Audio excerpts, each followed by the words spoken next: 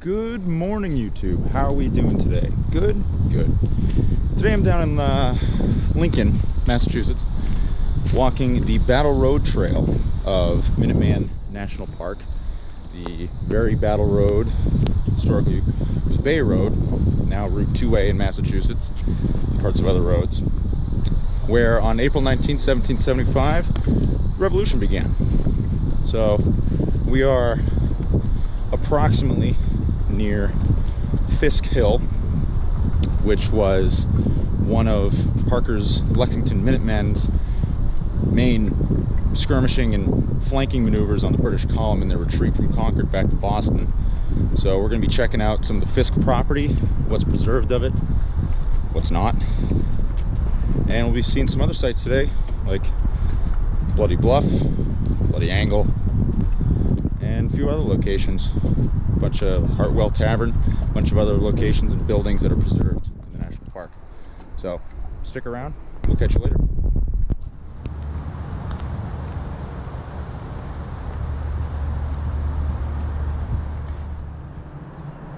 Behind me is some of the Fisk property. In front of me, where we just came from, is the peak of Fiske Hill. This is where one of the major actions in the British troops' retreat from Concord took place. Parker's Lexington Minutemen came up to the north here of Bay Road, which is in 1775 would have ran roughly through the Fisk property, semi-traces where Route 2A is now. And they would have come right through here. Parker's Minutemen laying behind stone walls, fences, rocks, trees up here. And as soon as the British column came right through this area, they unleashed an ambush of musket fire onto the column. It's very similar to many of the harassing movements that happened throughout the entire retreat from Concord. After the battle, it's a very short fight here. The British were tired. They were straggling, they had wounded, and they had been marching all day. They made very quick to get out of there and try and get back to Boston. So the fight didn't last very long, but there was some pretty significant, in relative terms, significant casualties inflicted on the British column here. After the fight, the Fisk family returned home, because they had fled earlier that day. They returned home to find several British dead and wounded amongst their property and around their doorsteps. So next we're tracing this in reverse, by the way.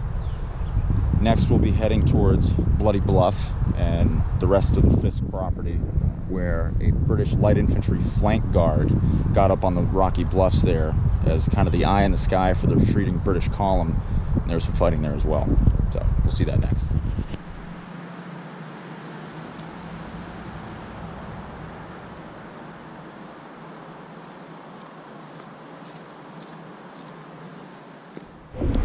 Here, as indicated by this marker, which is now clear cut at top because there's way for power lines, this is Bloody Bluff, or the Bluff, where light infantry British flank guards went to the top, eyes in the sky, as they were watching westward, waiting to see if any militia units were pursuing them.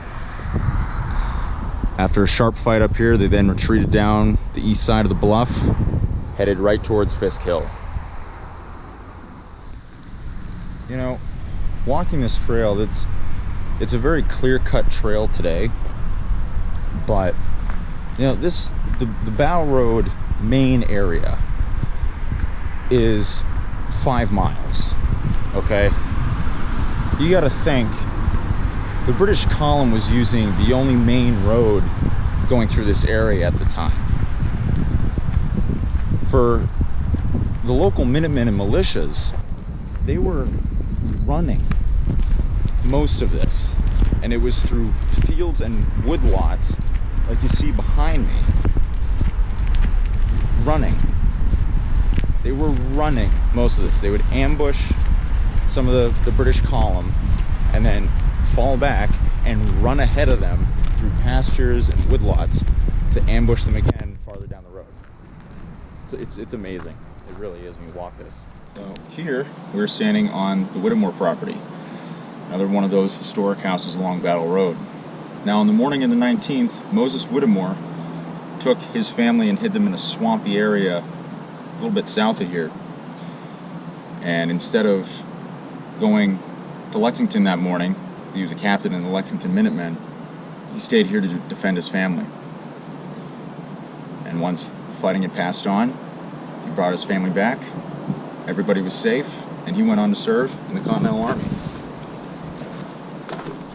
So right now, I am standing inside what was the Josiah Nelson house.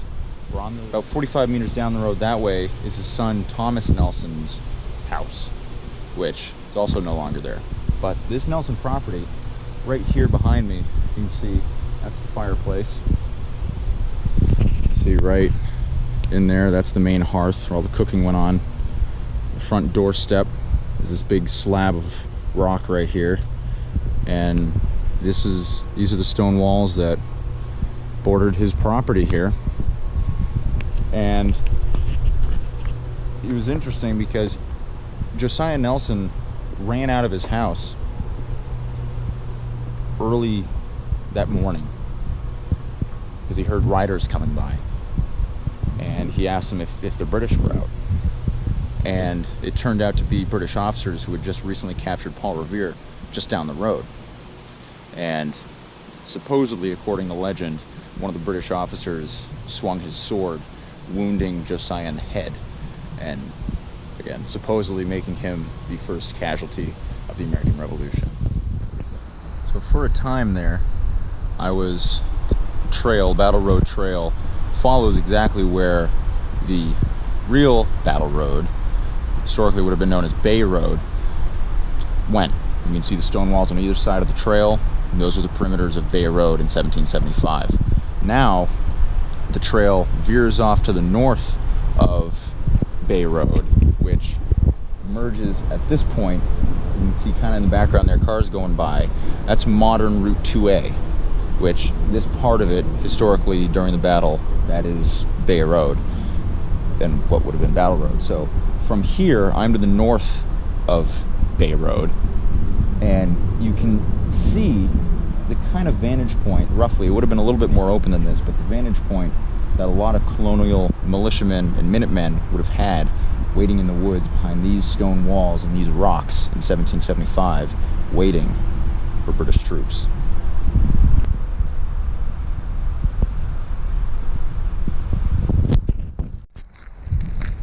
So we are right between, to my rear, the site of the Hartwell house, and coming up in front of me is Hartwell Tavern.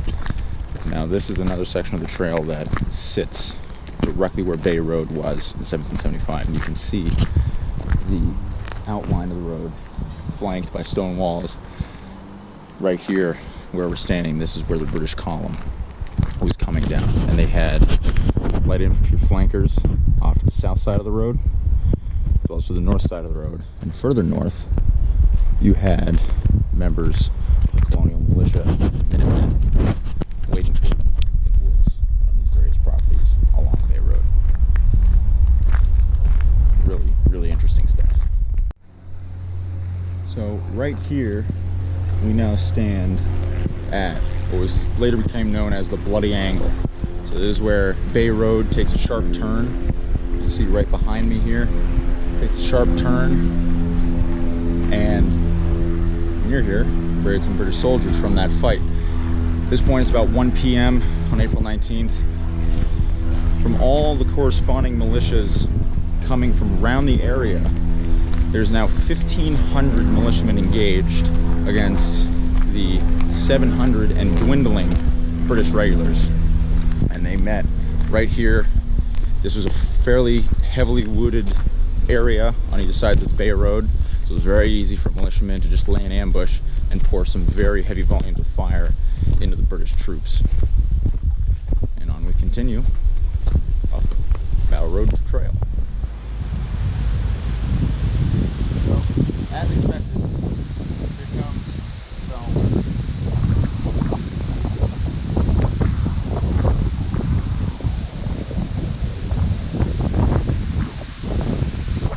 So out comes the oilcloth.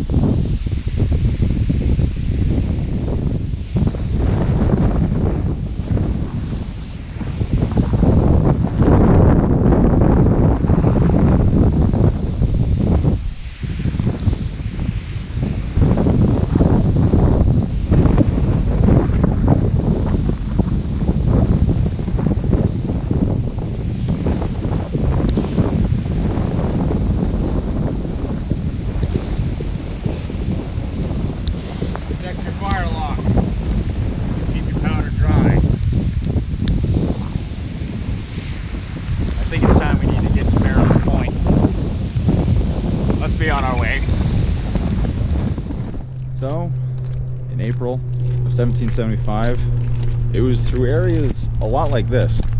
Like, this is a farm that is still owned and operated, but you imagine, you know, fields like this, you know, that's very similar to off to my left here behind the camera.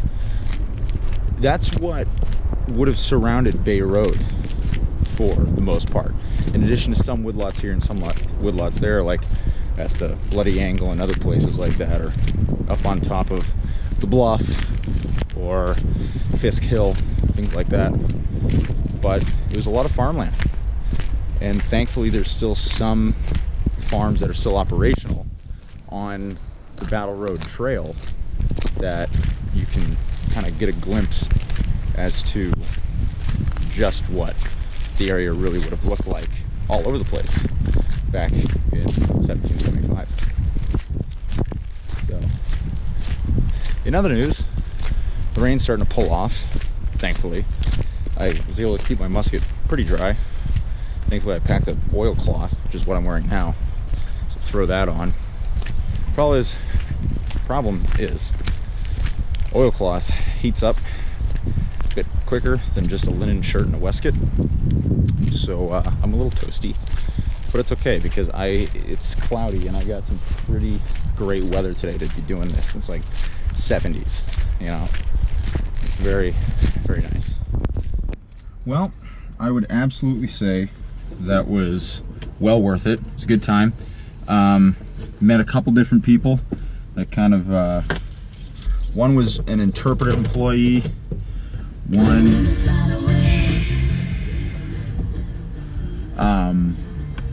was an interpretive employee. He was new to the job, was not a reenactor, and they didn't really have much reenacting experience, and they kind of showed. Second person I talked to was a actual like park ranger, like works for NPS, badge, uniform, all that good stuff. Fantastic dude, fantastic guy. He's like the historical weapons handling expert or whatever here at Minuteman. And so to all of you, if any of you are getting ideas from watching me do these historical hikes and everything, go on their websites, like go to Gettysburg, check the Gettysburg website, go, you know, and see what their kind of laws are for doing stuff like this. Went on Minuteman and they're very vague. And I talked to good pal Jared, the weapons handling guy, just a few minutes ago before I came back to the parking lot here at Meriam Corner, and he agreed. What they say on the Minuteman page, very vague in regards to that. Okay, so to all of you, anybody that lives in the New England area, if you're thinking about doing what I did here today, here at Minuteman, you have a good kit, you're a reenactor, you're experienced with the public, you know what you're doing, email the National Park Service. Email Minuteman, tell them what you want to do. They love having interpreters because they don't get them very often. Like, you know, somewhere down Civil War battlefields, you get people like me fairly often, especially places like Gettysburg. But you want to do that here, like, check with them. It's Massachusetts, and their bylaws are a little more funky than, say, down in Pennsylvania or Maryland or Virginia. Email them. I'm sure they would love to have you. Jared told me, he's like, yeah, I'd love to have you back. Just let us know what you want to do first. So make sure you do that. But so hope you guys enjoyed the video. I had a great time coming out here today. The rain was wet, but honestly, it's a good time. It was more immersion. Yeah. So yeah, I plan to do more videos like this in the future. I've certainly planned to do more treks like this in the future. The real question is whether I remember to film them. Hopefully I do, because I'm sure you guys enjoy them. And I enjoy sharing this stuff with you guys because, you know, especially post-COVID here, you know, reenactors need to get back out there. And the public's ready to get back out there at these historic sites and learn stuff. So get out there, educate young minds, inspire people to learn about history. So hope you enjoyed today's video, and I'll see you guys next time. See ya.